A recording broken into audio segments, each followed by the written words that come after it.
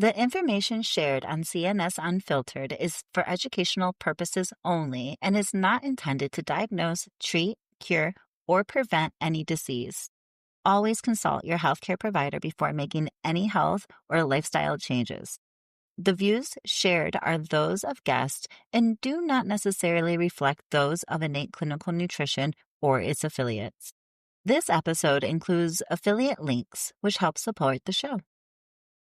Hello and welcome. I am Jenna Salisbury, and this is CNS Unfiltered, a show where clinical nutrition specialists uncover what traditional medicine overlooks. I want to begin today by looking back at last week's episode with Chuck Hayworth. In this episode, he discussed a powerful trifecta of recovery. Doctors and nutrition specialists, culinary experts like Chuck himself, and the patient. This trifecta of people all working together for the benefit of the patient and their health is truly the vision of how we redefine healthcare in this country. Holistic, integrative care is how we can tackle health conditions at every angle and work towards achieving true wellness. As a CNS, I don't want to exclude doctors and physicians from this process. I want to work alongside them as a team to ensure the patient is supported at every angle. Chuck's personal experiences that he shared last week emphasized how crucial this framework is for cancer patients specifically. Cancer is consistently ranked as one of the highest medical fears that American adults have, second to Alzheimer's. Cancer is the dreaded word lurking silently in the background of your mind when unexpected symptoms or ailments begin popping up. An actual cancer diagnosis is life-altering in every way. Caring for yourself becomes non-negotiable, and a lot of people realize along the way that it should never have been negotiable to begin with. As cancer survivors are well aware of, the process of treatment and healing is vast and complex. It's about so much more than chemotherapy and surgery. As we talked about at length last week with Chuck, cancer patients have to learn how to nourish their bodies, their minds, and their spirits to support what they're facing right now. They need the strength of an entire community. Loved ones, specialists, physicians, and yes, nutrition and lifestyle experts, working together and fighting for this patient to see the other side of this condition. When we can work as a team with that single united goal, we can and do move fucking mountains. This is what I believe, and is also what our guest today, Dr. Ryan Hall, believes.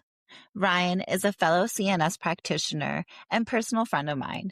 He approaches his clients with the idea of non-duality between mind, body, and spirit, helping them heal physically from the ailments they're coming in with, but in a way that is also aligned to their values and sense of self.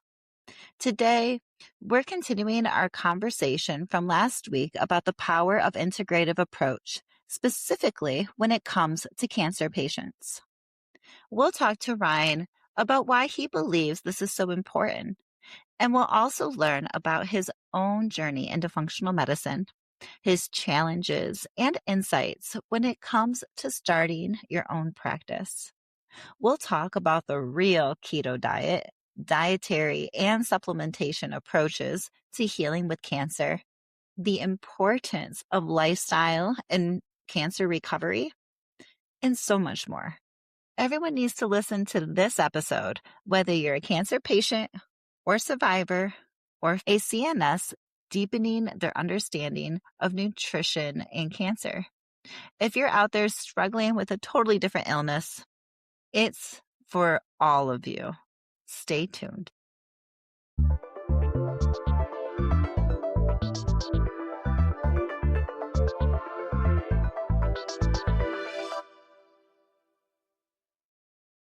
Hello, everybody, and welcome to CNS Unfiltered. Today, we have Dr. Ryan Hall, and I cannot express how excited I am to have Ryan on here. I have been bugging his DMs for several months now. So, Ryan and I have had the pleasure of knowing each other for about 3 or so years and working together for about 2. And every other week, we do a roundtables, right? We come together as a team and we're going over cases and we're doing education. And when he put together the roundtable, he put together the PowerPoint he was teaching, you shut up and listen. So, like, his background, his passion is something I truly admired. And even several years ago, for the beginning of some of my Lyme's patients and mold patients, I'd be hitting up his phone. Ryan, look over my protocol. Ryan, what do you think of this for that defining? I think we all really need that in this world of nutrition and functional medicine world of nutrition. So if I never told you, thank you, Ryan, for You're welcome. that and for finally showing up on my podcast. I'm so happy to have you. So Ryan and his wife, Cindy Hall, they have what's called Deep Well Collective, and this is their personal practice. And I can't wait to hear more about that and share everybody listening from home more about you. Thanks. Thank you, Jenna. Welcome. My wife's name is Sydney. I Oh, know that I'm so sorry. that's okay. She very much would want me to correct you though. So I'm going to. Thank you for But, correcting me. Yeah, so I'm Dr. Ryan Hall, Doctor of Clinical Nutrition from Maryland University of Integrative Health, where I got my Master's of Science in Clinical Nutrition and Integrative Health from Certified Nutrition Specialist, Licensed Dietetic Nutritionist. There might be other initials that I could go on about, but they're not really that important to me. So I let a lot of certifications just lapse. I started a practice. It's one of a couple of functional medicine practices that I've started with my wife, Sydney, who is a therapist. And we're really just seeking to be a home for people who, the way I like to explain our practice is, have you ever heard the saying, like, if you pull on a string, the whole universe is attached? Yeah, Yeah, that's like our practice. cool. Acknowledging that, like, kind of everything needs a seat at the table, Beautiful. Beautiful. And I can imagine that ripples out into your work, that everyone's welcome with your broad understanding of all health. Like, is that how your practice works, or does it have a specific niche to it? Yeah, I think, whenever I first started doing this stuff, I needed to make a living. Straight up. I didn't have anybody being like, you should have a niche or this or that. So I never had a niche. I worked with a really broad range of patients from like day one. I started a functional medicine practice with a medical doctor while I was finishing my master's degree. And so I don't really necessarily like have a niche, but throughout all this stuff, my career and whatnot, I've always followed my passion, which is really like how I found myself studying nutrition in the first place. And so when things pique my interest, I tend to really like obsess over them and kind of study about them for however long I'm interested until I'm not interested anymore. And with that, I think like I've developed kind of like expertise in a number of different buckets. But really all because of things that like really interest me and that I was passionate about. I think, when what led me into like studying this stuff, is it okay if I go into that? Yeah, please. Yeah. What led me into like studying all this stuff wasn't like, I feel when people tend to be asked, like, how'd you get into this? It's like, well, I had a health crisis, or something like that. And I thought for a really long time that, I couldn't relate to that because I never had anything really wrong with me physically. And so for a long time, I felt like, oh, I just really like to solve problems, and think in systems and blah, blah, blah. And then not too long ago really hit me like the thing that really brought me here was trying to like understand my own trauma and heal from that in my childhood. And so before I ever got into nutrition, I was pursuing just like studying contemplative psychology and Buddhism and yoga and these different contemplative traditions and somatic practices and whatnot that really first took me to a place of feeling like a whole person. And during that, so I kind of came from the inside out. Mm-hmm. And there was moment in that where I saw so much change inside myself that I really wanted to be helpful with helping people really live in alignment with the dream that lives inside their hearts. And that's what I was going to do. I was going to be a therapist, and I had this class in Naropa University in Boulder, Colorado, taught by a naturopathic doctor named Eric Dorninger, maybe. But Eric taught an anatomy class that was really just like, it was called an anatomy class, but he really kind of came in to just like destroy all these affluent white kids' ideas of what health was. And he had a really good time of doing it. And it was impactful. It was really impactful because he was just saying like all these things, talking trash about green drinks and whatnot. And I'd look around the class and it'd be like every kid had some like green drink from the juice bar or something like that in Boulder.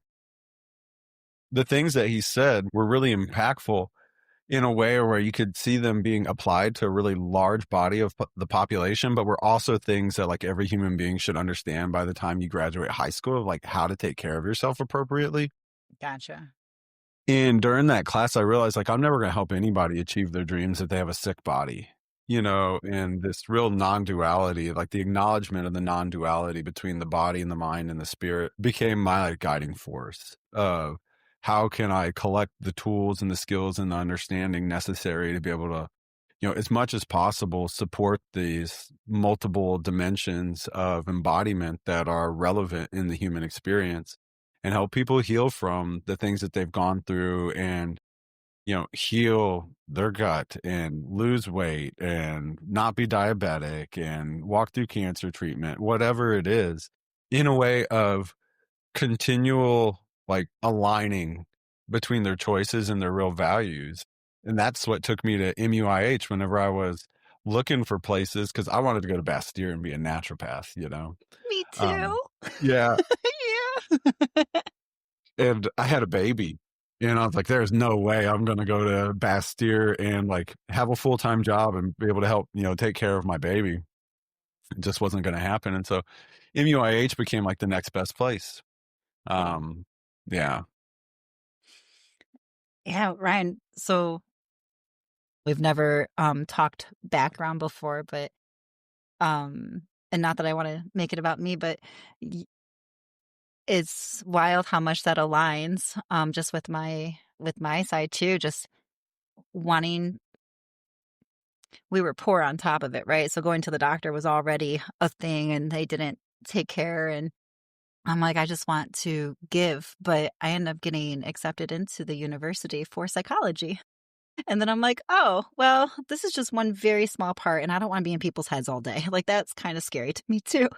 So I went to pre med, and they just start telling you about medications right off the rip. And I'm like, well, Yeah. no, I don't want to do that. I want to work with food and I want to help people actually heal and do preventative care. Like, I don't want to give drugs. And it just kind of grew from there. But yeah, I did go and check out Bastyr too. Beautiful campus. It wasn't in my cards either. No, I still think about it. Me too. Did you go check the campus? No, I just had a phone call whenever I realized like the level of work it was going to take to be able to just go through the program. I had like no support at all. There was no way because I needed to be able to work and I wasn't with someone that was going to work. And I knew it was all on me. There was just like no way that I was going to be able to devote, 40-hour plus kind of like week of studying and being in a clinic, and still be able to like make a living to make sure that like my baby was being taken care of. Yeah. And something that's really common with the CNSs that I've interviewed and, come in contact with, like, there's no straight path for money being a Yeah, CNS on dude. top of it. So on top of having to manage all of that to get the degree, you really got to build yourself afterwards. And like, there's no guarantee of that payback that this field is so, in my opinion, underrated and under the radar. We'll say maybe not underrated, but like under the radar, where you have to really create yourself in Mm, this space. And it really mm, does have to be passion fueled mm. or for really, you're really not going to find your spot in this Yeah. part of medicine. Yeah, I agree. Well, I think underrated is appropriate. Okay. Like when you said like pre-medicine, they just start talking to you about prescribing medications. First class. And I don't think people understand that. Like when you talk about a MD, a medical doctor, it's not like it's a doctor of medications. That's what they are. They can make diagnoses and they can give you drugs to maybe deal with those diagnoses and they can give you more drugs to deal with those side effects. But they're not, physicians of health or something like that. And when people would show up and they'd say, when we worked together, would see these people after physicians and they'd in the functional medicine world, in the integrative world. And what did those people do? Well, they say, here are drugs that you can take. And people would show up and be like, well, what am I to talk to you about now? Like, I'm going to be the person that helps you do everything you want to do without taking drugs. Exactly. Yep. And then we are the ones that see them. They stop seeing the physician. They only see the CNS. And then it becomes a little beneficial because then we can come to the physician and be like, okay, this is what I see as relevant, or okay, this is the next steps that we can do. And when you get a good physician that understands a CNS and understands how to work with CNS, in my opinion, that's gold. That's my I agree. favorite. Yeah, I totally agree. Awesome. And so how long have you been in your practice? Like, do you find that coming out of the CNS and really defining your own space as a CNS, what was that like for you? And if you had maybe any advice for any other CNSs kind of coming out of that, saying, okay, now what? I got the Yeah. passion. I know what I want to do, but how do I do it? Where do I go? Yeah. I struggle with this today. Yeah. Yeah, really. I feel like I had no idea. I was just following my interests and my passions and didn't know what it was going to be like. I didn't know what was going to be possible or anything like that. And I didn't know anything about marketing myself or whatnot. I was really lucky whenever I got started that I found my way into a relationship with a young medical doctor who was at the end of his studying in medical school. And we shared a lot of philosophical kind of like values in relationship to health. And so we started a practice together, and being alongside an MD was really helpful because everybody thinks, the high priest MD knows everything and like that's all you need. And so that was really helpful for me. So I didn't necessarily do much, um, with the exception of like talking. I engaged pretty heavily in my local community when even before I started seeing people and just giving talks to large groups of people for free at the public library. We'd put up flyers all over town and people would show up and we'd teach about this thing or that thing. And I would teach like a series of this stuff or whatever it was and gave big talks to lots of people. And that was really helpful to just get people to start to be interested and like want an alternative approach to, like we were just talking about, not taking drugs. If I had any advice to give to a CNS, really would be to start like banking social credit and like social credibility in your community like as soon as you possibly can. Like 1000%. don't wait at all to be graduated. As you're going through these classes and you're building shit for the class, make another one for the public and just start teaching that shit right then when it's hot fire and it's super alive, and just start telling people about it all the time when it's going to be the easiest, so that by the time you're done and you're ready to start seeing people, people are already kind of acknowledging like, oh yeah, this is your thing and you're an expert here and I know you. I wanna do this thing with you. It's like, just don't wait. Don't think anybody's gonna come save you. Like, I think we'd all love it. Like, I would love, if I struggle with the idea of like regulations because I'm not really about that. But at the same time, I feel like the grandfathered kind of registered dietitians that get kind of brought into the conventional Western model, you know, it'd be great if we could all fight together and get the same kind of credibility and a taxonomy as certified nutrition specialists. um, as our Ds do, you know? And so I think no one's going to come save us, but at the same time, we should all like really band together and try to see if there's a way to, do something within the legal system of the United States to make it more known kind of like what we do and put us on par. Like we need to ear beat the shit out of RFK, you know? It'd be like, if you got somebody in the states here, they're gonna like push the agenda that you mouthed was important before, it's us. Like we're the ones that can do this thing. You're gonna retrain a whole bunch of medical doctors to, be able to do this kind of like preventative lifestyle medicine thing, or just like let us go wild, like let's transform this shit. Definitely. And this is CNS Unfiltered, so I get to do whatever I want, right? We're going to push a little bit of boundaries. And I just know you're going to be a little wound up about it with me, so I'm going to push it. The Mm. big, beautiful bill Mm. put CNSs, RDs, nurse practitioners, architects, and engineers. I know that's not in our field, but just giving you the whole plethora. They have now moved it from a professional degree into just an academic degree.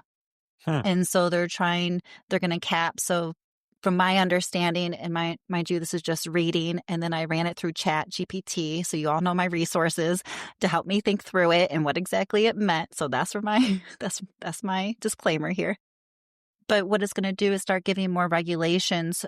So everything is regulated, and big pharma and insurance companies are all on the same page. And so even nurses, like you have to get now your NPI, and you have to start registering, and you can't use functional medicine. You have to start using more of your accredited numbers, because even search engines, you just won't be found. Insurance will not cover you, and you won't get money for grad school. We're on fire right now. Functional medicine, people wanting to get out of traditional medicine, people saying, you know what? I have no money right now. Everybody is broke. This economy is whatever, but I'm still going to put my money into my health, even though I'm already paying $600 or more a month for health insurance. But I've done that for so many years, it's not working, that I'm going to, even with no money, put the little bit I have into a nutritionist, into a naturopathic doctor, into a PA that's not all jaded like an MD and who's going to listen to me. And it's gotten big enough now that now we got haters. And so, we're onto something, right? Not like they're looking and they're like, you know what? This is bad for our big pharma and our big insurance businesses. And that's been my weekend deep dive into that piece. But yeah, exactly what you're saying. We got to band together and keep that fire because we're it, Mm-hmm. in my opinion. I agree. I know I'm biased. I agree, but I really appreciated my education, and I think it positioned me in a place to be more impactful in people's lives and health than, I thought it would. Me too. Awesome. All right. Think we're ready to switch over to a case study? Sure. Awesome. All right. So I know nothing. So back onto you, Ryan. Tell me about this case. Yeah. So I thought what I would share is it was hard for me to like think of something to talk about and like share, whatnot. Cause it's like, well, there's this and there's that. And cause I don't have a niche. Yeah, legitly. He messaged me. He goes, so what do you want me to cover? I'm like, Ryan, I would do 5 interviews. We can do a mold. We can do a Lyme. We could do a cancer. We can do a male Dutch test. I just had a whole list of things I knew he could cover. So I didn't help him we'll get there. But then this one patient popped into my head and the reason I really wanted to share it, because I think that we think of like functional medicine or like integrative nutrition and whatnot.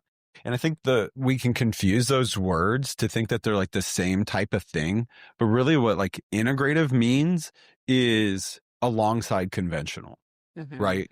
And so this is a case that I felt like highlighted to a really significant degree the power of like an integrative approach in a 35-year-old man with brain cancer. And so when I started to work with this patient, he'd really kind of like been in good health, up until that point, never really had any significant issues at all. He wasn't maybe like a healthy body weight and whatnot, and lifestyle wasn't perfect, but he didn't really have anything going on. And he started having migraines and headaches. And they would kind of come and go, and then they got a little bit worse, and side of his face go numb.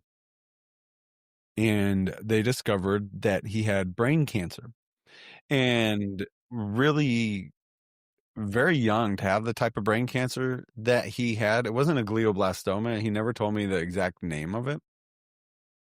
And I take a different approach with cancer patients than I take with like anybody else. Because they're going to die, like they're probably going to they're facing something that is more than just like, I have like 10 bowel movements a day, which that's absolutely a thing. And that's uncomfortable. And like, let's get that right. But there's a little bit more of like a sense of urgency when someone's dealing with cancer. And so I'll make way more recommendations right in the beginning of working with a person with cancer than I would essentially like anybody else, Yeah. And when we had talked, he had already gone through, he was lucky enough to have an incredible brain surgeon that went in to remove the tumor from his brain and got most of it. But the tumor was wrapped around an artery and he couldn't get all of it. And without a fear of nicking the artery and a patient dying. And so he had to leave a little bit of it, put his skull back together, let him go. And he healed from that pretty well. And he did some imaging studies, and, the cancer was there. The cancer was still alive. And we started to work together, preparing him to go to MD Anderson, where he was going to have 6 weeks, 5 days a week of chemotherapy and radiation every day for over the course of 6 weeks. And we started working before he went there. And I didn't have any labs. I didn't do any labs. I worked with this person for free because they're close to people I consider family, and now I consider this person family. And when I knew what was going on, I just sent a message, like this is the reason why I know what I know. Like, I don't care about money. If I can't help the people I love, then what the fuck am I doing this for? Amen. So I wasn't trying to do anything, extra cost, because back to what saying about like these insurance companies and whatnot, you're about to raise a bunch of money to pay for a treatment that ought to be paid for. Mm-hmm. So I didn't get any kind of diagnostic testing. I think also though, within there, the idea of testing and functional tests, blah, blah, blah.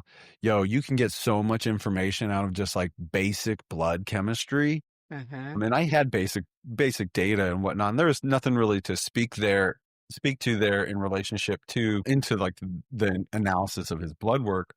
But what we started to do right off of the bat was get into as about as deep of a therapeutic ketogenic diet as you could. And there's many like levels of stratification to what is a ketogenic diet.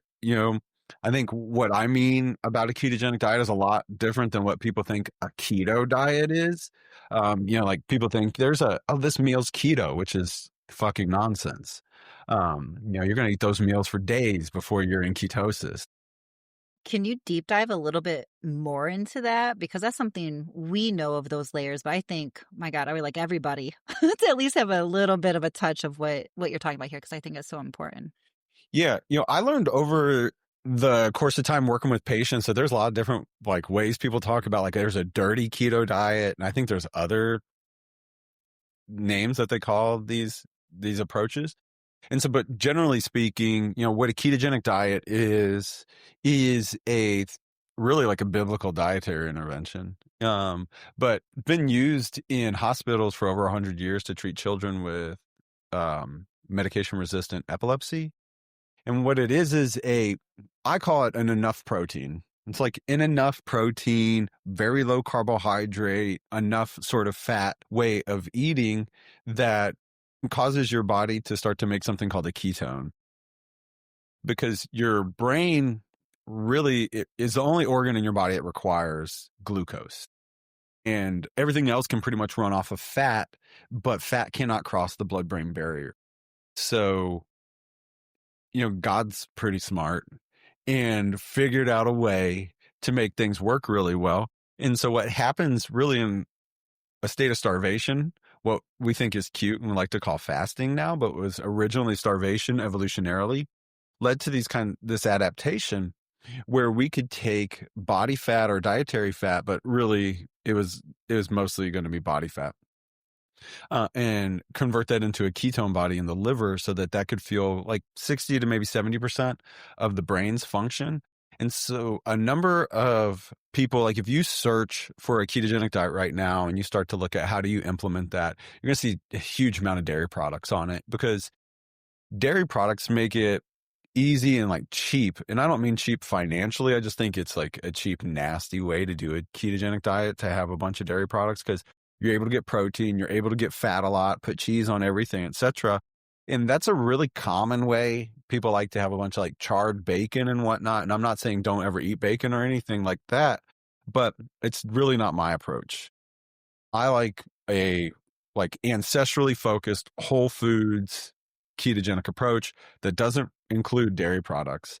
And it's just animal proteins and above ground vegetables, nuts and seeds and some, butter and healthy fats. And so it's a little different than what you might encounter on the streets. Fair enough. But then we really started to shoot for a deep state of therapeutic ketosis where there's something called the glucose ketone index, where you're looking at kind of what is the degree and the depth of the state of ketosis, where we're attempting to, and some people think that this isn't that important, but what we're attempting to do is we're attempting to have glucose and ketones like 1-to-1 in the body. Like blood sugar is low enough, ketones are high enough that our glucose ketone index is 1-to-1. So that is a very deeply therapeutic state of ketosis, and you're essentially in a place where you're like a ketone furnace.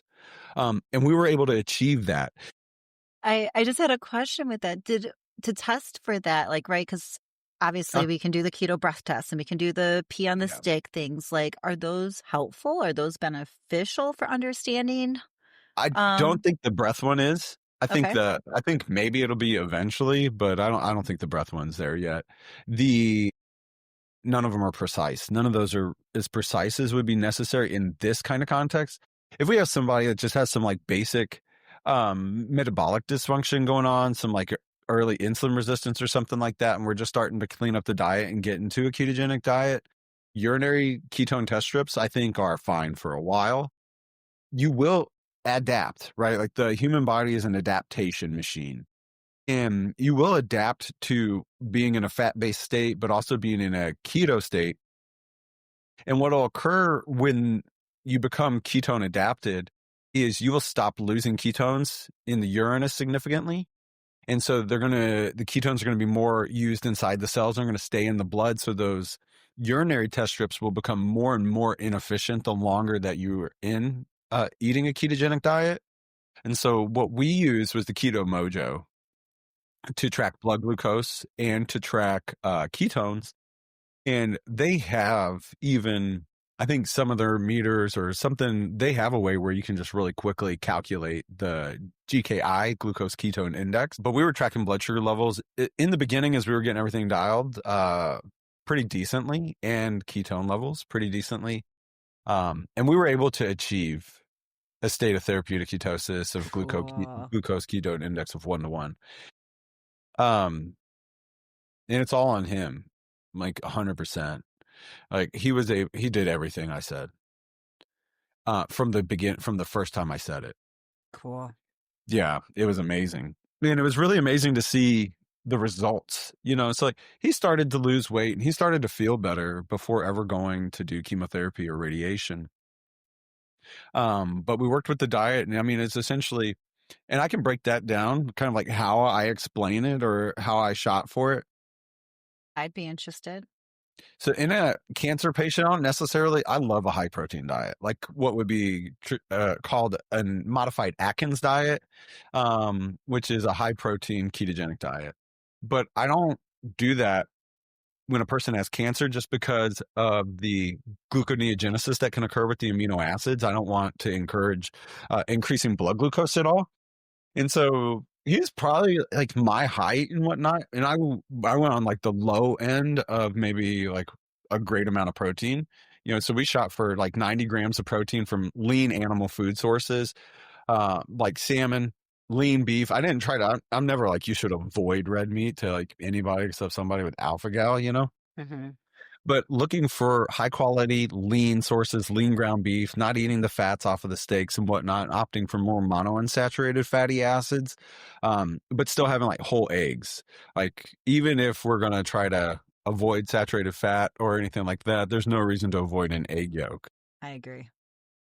And then the way I think what I've done over the years of my practice is try to be able to say something in a way that is like so simple. Like you'll fuck it up because it's too simple, right? But it'll be effective. And so animal protein, above ground vegetables, healthy added fats. But within there, I have like a striation of vegetables that are worth including or not, like we're going to eat a bunch of romaine lettuce. Like, I don't think so. Right. um, so I say like focus on top shelf veggies and fungus, is kind of like the way that I would say that. And top shelf veggies for me are your cruciferous vegetables. To me, like nothing really compares to like broccoli and cauliflower and Brussels sprouts and asparagus.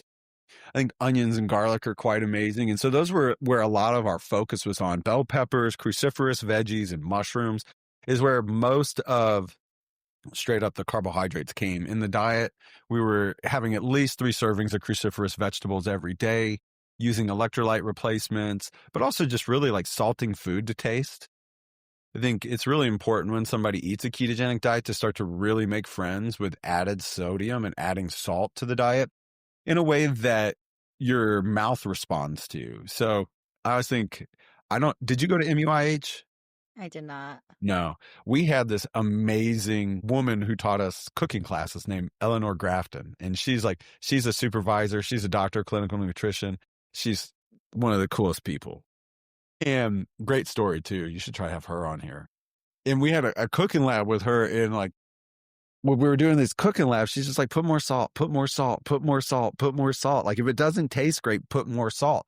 And that's kind of how I encourage people to get into the place where they're consuming enough sodium within their diet when they're eating a ketogenic diet is if you eat something and kind of tastes okay, put more salt on it. And when it tastes like, oh man, that's amazing, like you've got the right amount of salt. Because when a person is in ketosis, there's some really important things that occur that you want to kind of mitigate. And we've all heard about the keto flu, which is completely avoidable. But one of the most significant things that happens is insulin levels go low is you don't reabsorb sodium to the same degree and you don't reabsorb water to the same degree. And so you need to put some of that sodium back or you can wind up with an electrolyte imbalance. So we did all that stuff. We had a time restricted feeding window of like 10 hours or so. I don't like to use the words intermittent fasting because I feel like it just becomes this like pissing contest. So I always use time restricted feeding. And so we did time restricted feeding. And then we did a bunch of supplementation at the same time. That it's kind of could seem like a lot, and we did this for months. And some of the most important ones that we lean on and that are some of my first go-tos. So there's some mushrooms that are always kind of front of mind when working with the cancer patient. And he was already eating mushrooms, if you know what I mean. But I had him stop because I was not comfortable at all with the kind of like neurogenesis kind of effects of taking psilocybin. I was like, yeah, we might wait, Sure. on that. But we started to do Coriolis versicolor, which is called turkey tail, which is, I think, the most studied mushroom on the planet, and maitake, and getting the correct formulations of them is important. I've had a bunch of cancer patients that I worked with that were already kind of doing stuff, and we'd look at they'd be taking like maitake, for instance. And I believe, you want a hot water extract and you need a certain dosage. And almost all the time they find themselves using like Host Defense or something like that, which is a fine company. But it wasn't the right extraction. We weren't getting to the right doses. That, at least if you're evidence based, is what you're going to strive for. Mhm. And so there's a company called Mushroom Wisdom, Pro Maitake Defraction, is the one that I like to use. Coriolis Versicolor. And then we dose those 3 times a day for like 3 months using curcumin. And there's a company, I live in Central Virginia, and there's a company, and I try to push this company when I can, called Mara Labs. And they make a curcumin product called Kirk Elite. There's not even like another one to compare to it. It's just hands down the best curcumin product ever. It's a little bit more costly than other ones. And so, but we're not trying to save money here. No, we're trying to save lives. Yes. Yeah. And so we would do Kirk Elite a couple times a day. And they also make a berberine product. And honestly, everything I've used from them is amazing. And so we were using berberine at the same time of eating a diet that's already going to keep blood sugar low to be able to get to that GKI of 1, the glucose ketone index. So we're using berberine with all meals, using curcumin multiple times a day, doing some supportive stuff too, of like using CoQ10 and vitamin A and a little bit of bromelain and quercetin and some magnesium citrate to help support like regular consistent bowel movements. So that's really like what we leaned into for treatment. The big thing was like being food focused. Like there are more supplements there that I could talk about. Modified citrus pectin is something that I love in cancer patients and just like detox patients and everything. And there could have been more go on, but he showed such efficacy of with like the food first approach that was phenomenal. As he encountered his physicians all along the way, they thought everything was stupid. You know, eat whatever you want. They're stop taking these mushrooms, stop taking these supplements. And he fought back against them all. And they'd be like, fine, just keep taking them.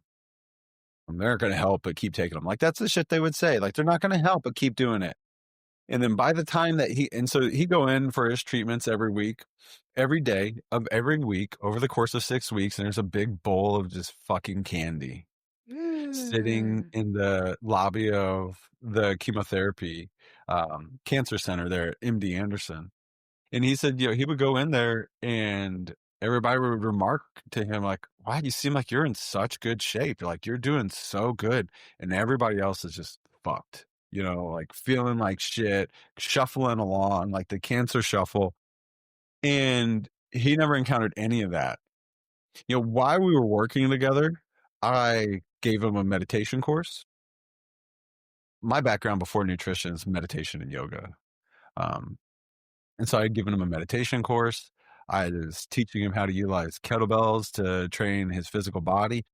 And he was doing sauna really regularly. And so like this whole time that he's going through this, he's practicing meditation. In our appointments, we're having the talks that you have, in somebody going through a situation like this. I'm not one to shy away from the conversations of the real stuff, like, yeah, you got little babies. And so I feel like being able to be a space for those conversations is as much a part of the healing container as knowing when to take what. I agree. Yeah. Within the diet, we also use MCT oil to keep pushing ketones higher and higher. But he would work out. He worked out the entire 6 weeks. The last day of his treatment at MD Anderson, I talked to him, and he had just run 3 miles. So at the end of it all, Oh, yeah, in Houston in the summer, like it's not a pleasant place to like walk to your car, let alone go for a run. and if anyone has had any family member or loved one go through treatments, from my experience of seeing people go through, like every treatment gets worse. Every treatment is an amplifier. And by the time you're at the end, they're killing you right along with the Yeah. cancer, but you just got to be stronger to repair. Mhm. So it sounded like that was not his experience. Not at all. And I want to be clear that I never encouraged him to like not go do that. I've pretty like, oh yeah, you should probably go do those things, like, um, I was just there to support him with the choices that he wanted to make and mitigate the damage that was going to come from the chemotherapy and the radiation, Yep. which is that's what the integrative approach is in a lot of these situations is how can we reduce the damage done by the common conventional pharmaceutical allopathic approach because it is oftentimes very damaging. And that's where something like a ketogenic diet really shines because it does cause like cellular stress resistance. There's a number of mechanisms I could talk about in how a ketogenic diet not only sensitizes like cancer cells to want to really like soak up the chemotherapy, but also Mhm. desensitizes healthy cells to the chemotherapy so that they're spared from the toxicity associated with them. So yeah, it wasn't his experience at all. I mean, he felt it, but he wasn't beaten down. He wasn't going through his day to day. He was staying up and on top of everything.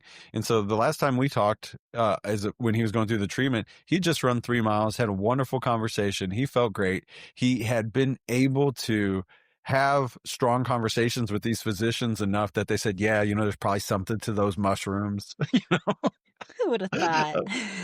eventually. And then we followed up, he, after the treatment and everything, um, lightened up a little bit on the approach for a while. It's like, you don't, if you have a couple weeks or whatever, we're not in this deep state of therapeutic ketosis forever. It's probably going to be okay. He has really maintained like the way of eating pretty prevalently, and he's continued to utilize a certain subset of the supplementation and kind of doing more like cyclical, deeper stuff. And it's been a couple years now, and all the imaging studies show that like everything is continuing to shrink. Yay. Yeah. How beautiful. So good. So good. So I have a few in my head from your conversation, but what would you say was the biggest place that traditional medicine may have failed them? Well, I mean, you would imagine if you're one of the largest and most reputable cancer centers in the fucking world, you'd have somebody to be like, hey, are you interested in mitigating a bunch of the toxic side effects of the treatment we're about to You put you would through? think. We've got the best motherfuckers on the planet right here, but no. So I think not having that kind of like an integrative approach or not acknowledging that, there are things that you can do that are going to help you go through what we're going to put you through that you need to go through, is pretty wild because that's the place that should have it. Right. Especially when it's all clinical, like it's all research, just Hmm. all it's all there. We're not making it up. Like we're science based. Like Hmm. if it don't come through science, like we're not. Maybe we might think about it, but we're gonna be very clinical of our applications of that. Indeed. Yeah, and then for the biggest change for your client, I think personally, a lot of it comes from that holding of space that we're able to do that you mentioned. Do you think that was one of the biggest turning points for him? Or do you think it was the diet? And maybe it's both. Maybe it's a 50-50. I have a really hard time trying to like separate anything. Fair Um, enough. but I think it was the diagnosis. Tell me more. Yeah, I mean, I think the turning point was like having babies and being told you have something that might kill you here in a hot minute. Um, and then I think as we engaged in our conversations over many months, um, just seeing how, like, and I used this term earlier of alignment, but just seeing how out of alignment maybe some of the way he was living his life was in relationship to what he was starting to become more intimately aware of was really important. Um, was something, and I see this in a lot of people that they were unaware of, like, yeah, all these things I did I thought were fine or at least neutral in my life were actually causing me harm. And there's things that are more important than a good time. Um, and I should avoid that harm. I think that was a big turning point. Yeah. Okay, got you. I know I'm gonna take like 4 steps back here, but it's a conversation that I have, I feel very often with clients, and I really wanna hear your opinion on it. Salt. When you say add sodium, you kept it so vague. And I'm very curious because there are so many salts, right? And they each have a different addition that they add to the party or add to the plate. Um, and I have I think it was you or someone else was telling me about just Celtic salt for like Mm, testosterone. We need iodized salts for like the thyroid, and like salts could be very versatile and very specifically used for different things. mm. Was there a salt that you cared about? Like, oh, don't do that one, or let's do this one. It has more minerals. Like, did that matter to you? Yeah, I'll always push Celtic sea salt as much as I Yeah. can. I thought Yeah. that conversation was between us. Yeah. I've kept it though, and it works. Yeah. Just, less toxins and more minerals. Yeah. Less is more. Less is more. That is awesome. And cancer, I feel, is even in the medical world, right? You're only given a small piece of education with it in Mm, our world. And then the medical world isn't given any nutritional mm, training on that at all. And it's such a vulnerable clientele. It's such a vulnerable population that what you do, what we can do, is so invaluable in that integrative approach. Do you have a myth you would like to debunk for us today? uh-huh. Uh-huh. I think I think the real myth is that there's something outside of you that's going to do the work. That's like, Fair enough. Because I even that think. radiation, it will do the work, but you got to do all the work afterwards too. So, Hmm. When I think of that in like the relationship to this like functional medicine space, I've tried to get more and more away from like using that word because one, nobody knows what the fuck it means. And two, it's true. become just like cold lasers and hormone replacement. And not to say that there aren't places for that, but I think, the big myth is that the things that are going to make the most significant impact in relationship to most people's well-being is like, you're going to take something. There's going to be a hack. There's going to be some new drug or some fancy peptide that's going to like make it easier for you to get what you want or to heal your body. And I'm not saying that there aren't places for those things in a person's journey at all, but the most significant impacts that are going to last and create sustainable resolution and change are the fundamental foundational habits in relationship to a person's nutrition and lifestyle. And I think that's just starting to get overlooked because it's not as sexy, right? Oh, come do the hard work and be disciplined is not near as sexy as like take some spirimidine or whatever Or is like here's the some next stem cool thing. cells. Yeah. And I mean, again, like they all have their time and their place, but they're not going to get you out of the situation that your lifestyle got you into. Yeah. We're all still, I do see that, right, in functional medicine. For the ones who don't understand it and aren't willing to do the work, it's still they're looking for a pill. And so even if that pill's a supplement or a peptide, Mhm, they're still looking for something else to be magic.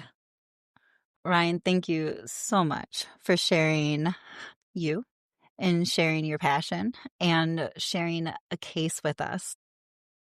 I always enjoy talking with you. I hope all of our listeners today enjoyed. For all of those listening who are like, you know what? I need to talk to Ryan. I've been trying to do this intermittent fasting or this keto thing, and obviously there are way more levels to this than known. Or um, I just need to talk with a male in this field that might mhm. understand, what I'm going through. How would they find you? What would be your system? My website is deepwellcollective.love, and there's links all over it that you can book an appointment or a discovery call.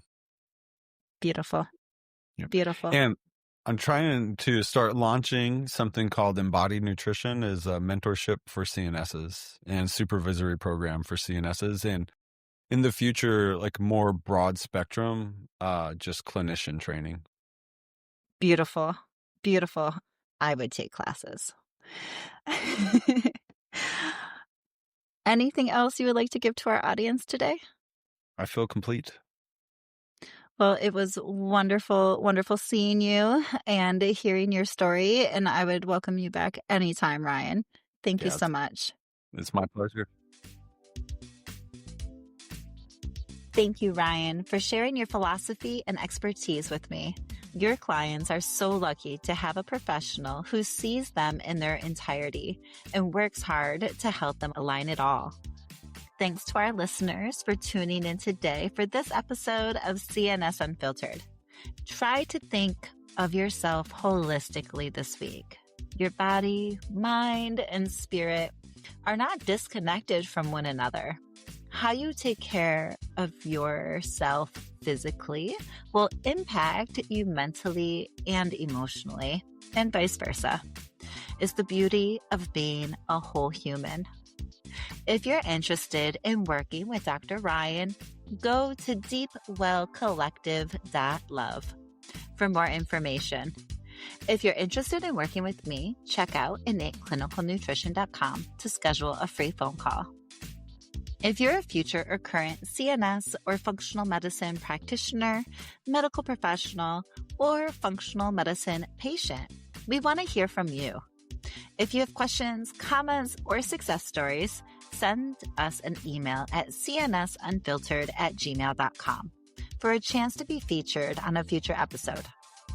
If you're a clinical nutritionist or other functional medicine practitioner and you're interested in being interviewed, click the link in the show notes. Be sure to subscribe wherever you're listening and follow at Innate Clinical Nutrition so you don't miss a new episode. And share this with a client or a classmate who might need to hear it. Once again, I'm Jena Salisbury, and remember to listen to your gut.